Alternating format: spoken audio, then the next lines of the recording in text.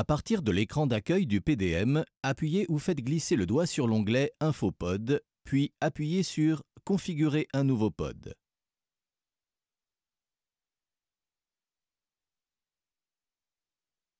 Si un pod est déjà actif, vous devez d'abord appuyer sur Afficher les détails du pod, puis sur Changer le pod. Le PDM vous guide dans les étapes de remplissage d'un nouveau pod. Commencez par ouvrir un nouveau pod.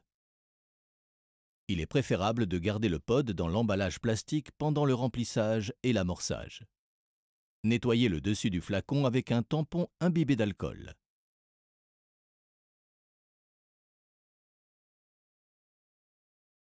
Montez la seringue de remplissage en vissant l'aiguille sur la seringue, puis retirez avec précaution le capuchon protecteur.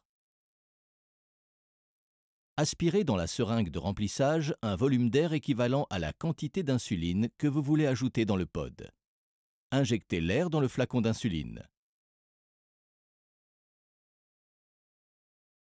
En gardant l'aiguille dans le flacon, retournez-le. Remplissez la seringue avec la quantité voulue d'insuline. Pour éliminer les bulles d'air de la seringue, gardez l'aiguille dans le flacon et tapotez le côté de la seringue pour acheminer les bulles vers le haut. Puis évacuez soigneusement toute bulle d'air. Tirez ensuite sur le piston pour aspirer la quantité d'insuline voulue dans la seringue. Retirez l'aiguille du flacon. Repérez la flèche noire sur la face inférieure du pod. Cette flèche indique le port de remplissage. En tenant la seringue à la verticale, introduisez son aiguille dans le port de remplissage.